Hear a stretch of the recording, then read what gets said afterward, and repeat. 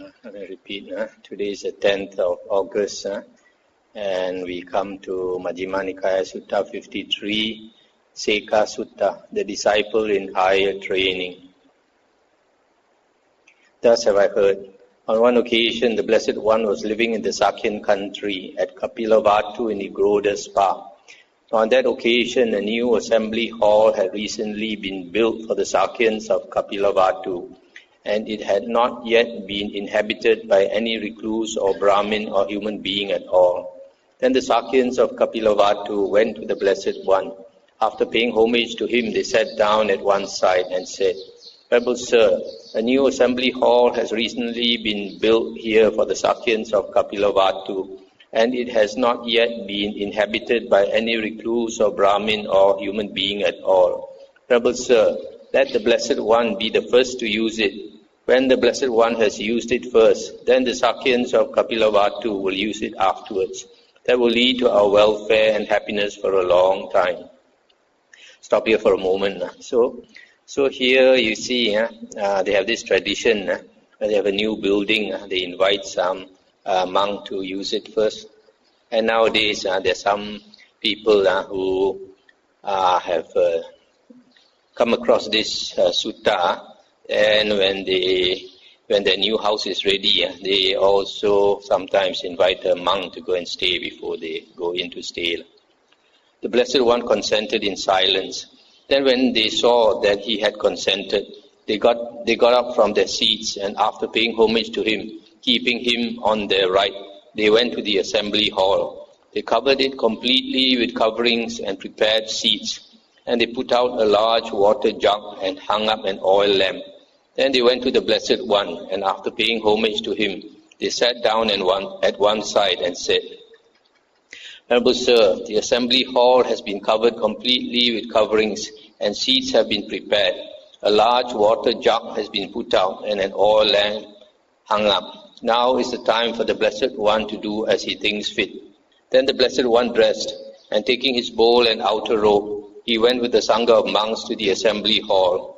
When he arrived, he washed his feet and then entered the hall and sat down by the central pillar facing the east. And the monks washed their feet and then entered the hall and sat down by the western wall facing the east with the Blessed One before them. And the Sakyans of Kapilavatthu washed their feet and entered the hall and sat down by the eastern wall facing the west with the Blessed One before them. Then when the Blessed One had instructed, urged, roused and encouraged the Sakyans of Kapilavatthu with talk on the Dhamma for much of the night, he said to the Venerable Ananda, "Ananda, speak to the Sakyans of Kapilavatthu about the disciple in higher training who has entered upon the way. My back is uncomfortable. I will rest it." "Yes, Venerable Sir," the Venerable Ananda replied.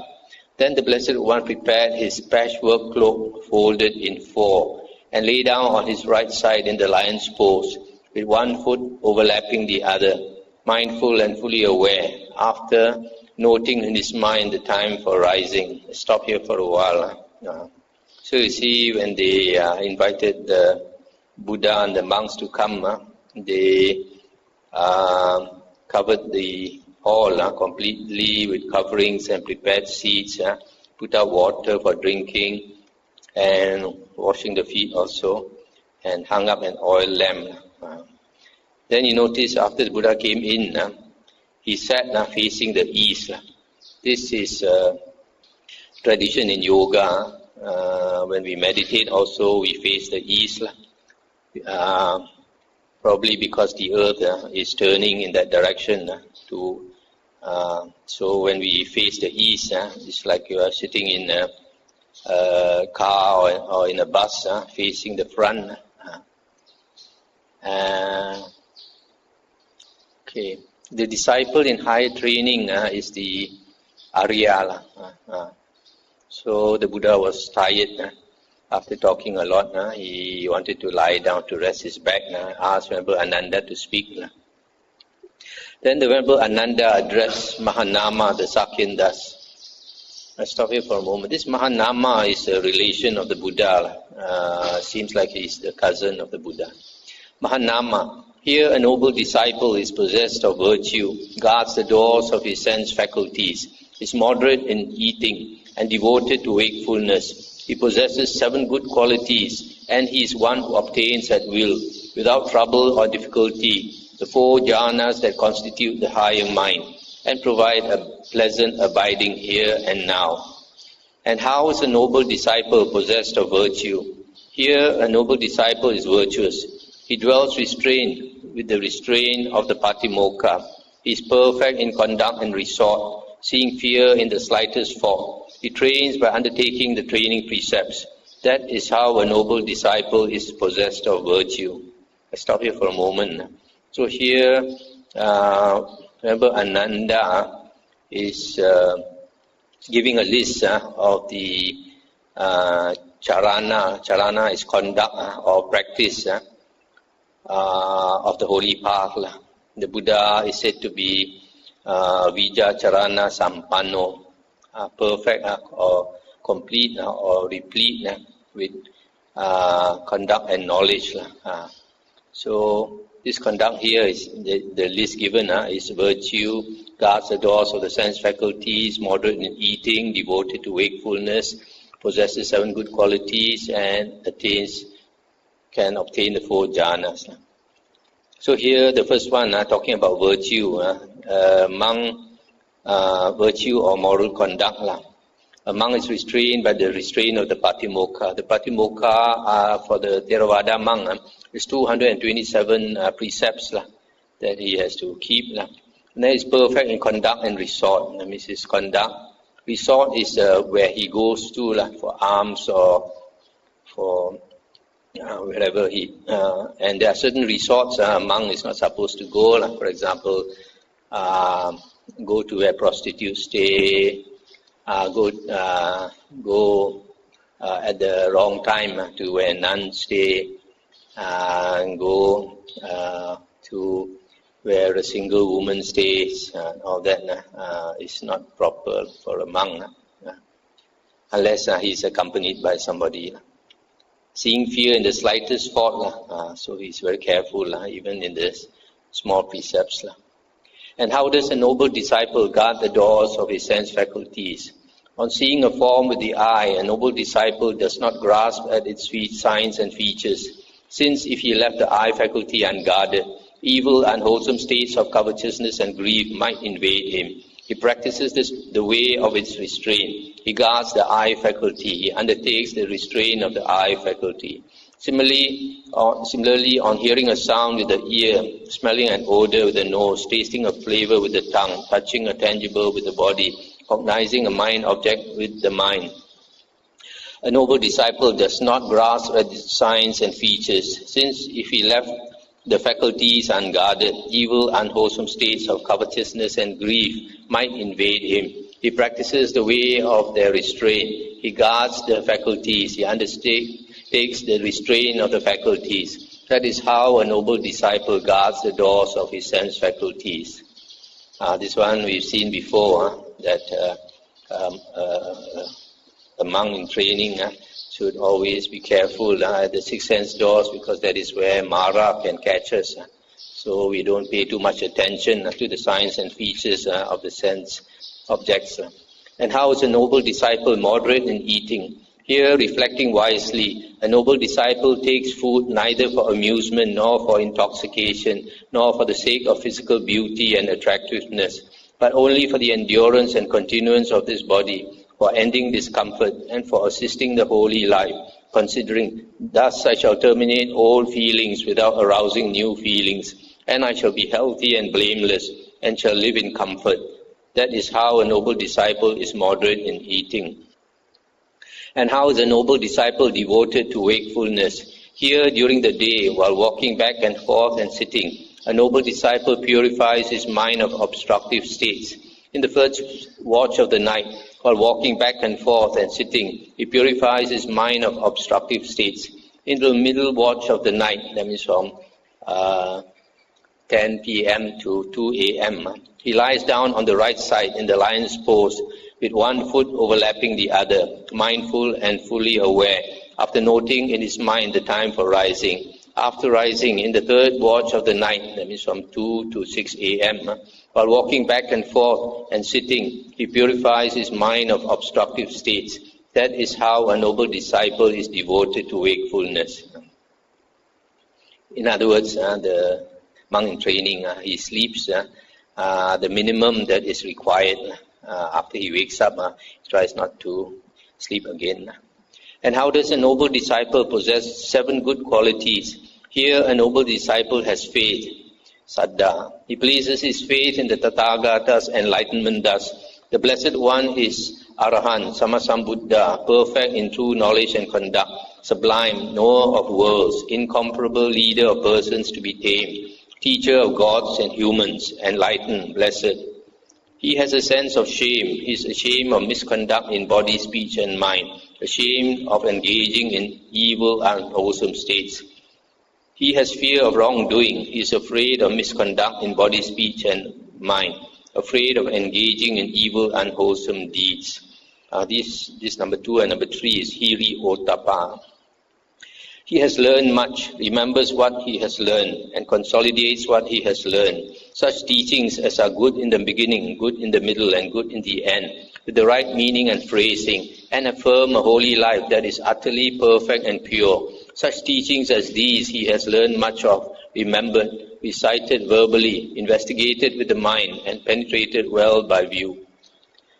5th one, he is energetic in abandoning unwholesome states and in undertaking wholesome states. He is steadfast, firm in striving, not remiss in developing wholesome states. Number 6, he has recollection. He possesses the highest recollection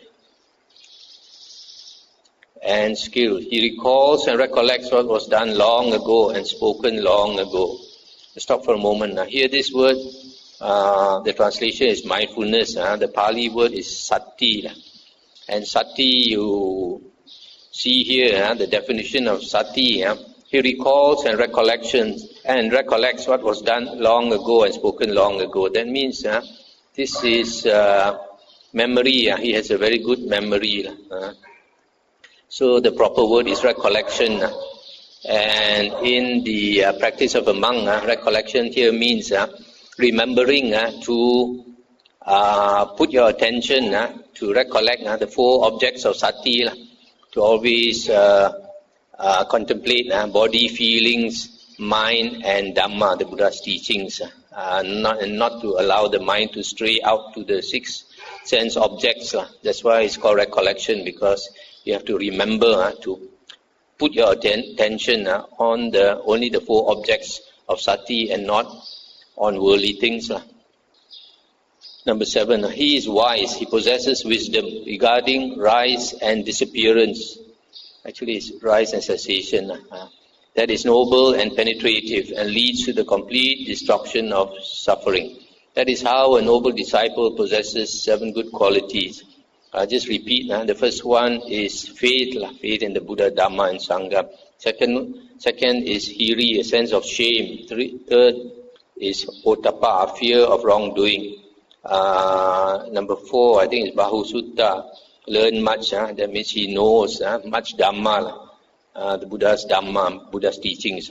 He is well learned. The 5th one is energetic, virya, energetic in cultivating wholesome states, abandoning unwholesome states. That means improving his character, the flaws in his character he gets rid of and cultivates wholesome states. And then number 6, recollection, always putting the attention on the 4 objects of sati, body, feeling, mind and Dhamma.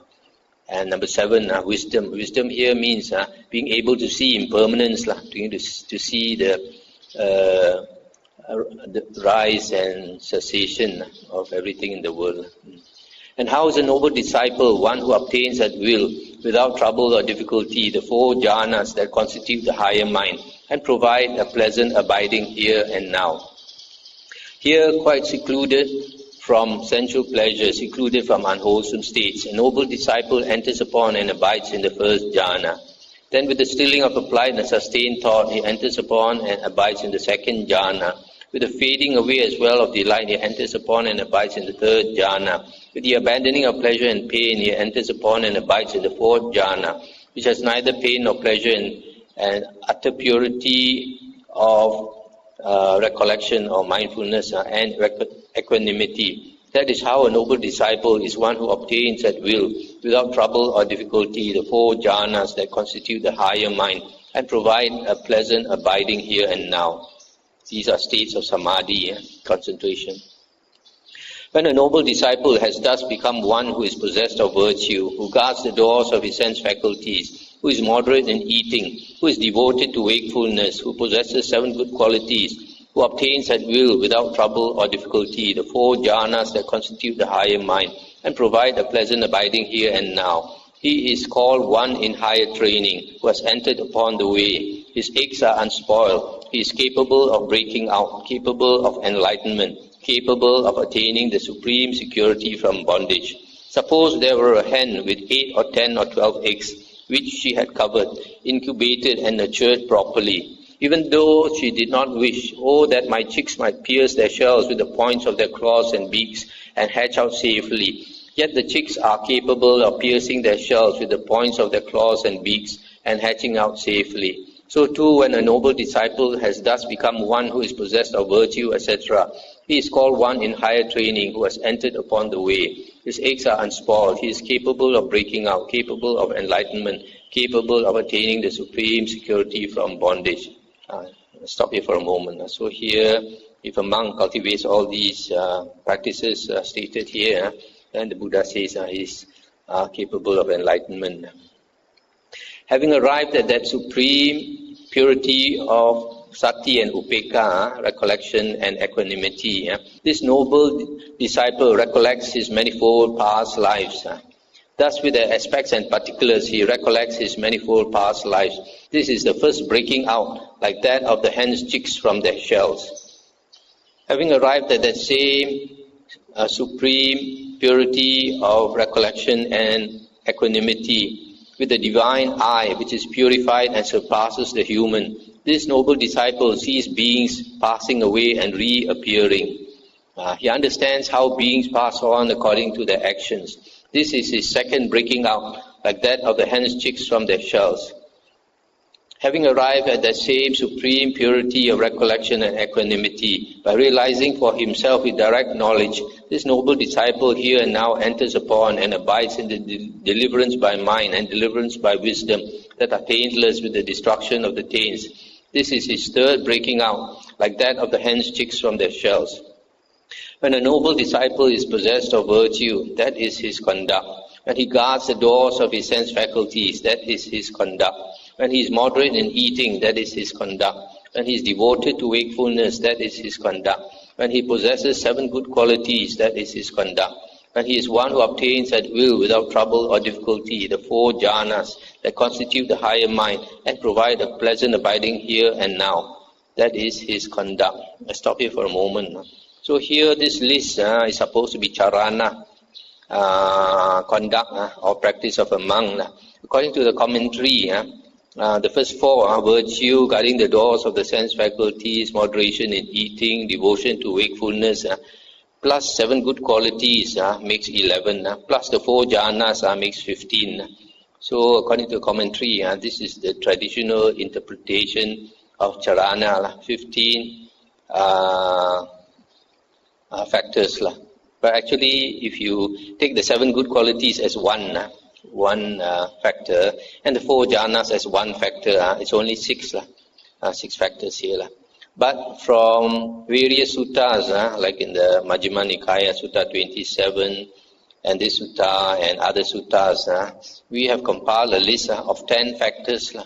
The first one is sila, which is the same. The second one is contentment, which is not mentioned here. Third is guarding the sense doors, which is here. Fourth is sati sampajaniya, you could say recollection and mindfulness, which is not mentioned here. And then fifth is moderation in eating. 6 is devotion to wakefulness. 7 is 7 good qualities. 8 is seclusion, not mentioned here, but mentioned in other suttas. 9 is abandonment of the 5 hindrances, also not mentioned here, but mentioned in other suttas. 10 is the 4 jhanas. So these are 10 factors. But you take the 7 good qualities to be 7 factors and the 4 jhanas to be 4 factors. Then we have a total of 19. That means we have 4 more factors than the traditional interpretation, the commentaries. And then the Vijja, here according to the commentary, Vijja consists of the 3 knowledges of the Buddha. The first one is recollecting the past lives. The second one is the having the divine eye, the heavenly eye, being able to see beings passing away and being reborn, passing away and being reborn. The divine eye is the second knowledge according to here. The third one is destruction of the asavas, the taints. So here, according to traditional Buddhism or the commentaries, Vijja consists of 3 knowledges. But if we combine with other suttas, we find actually Vijja consists of 8 knowledges. The 6 abhinya, is what? One more is having the heavenly ear.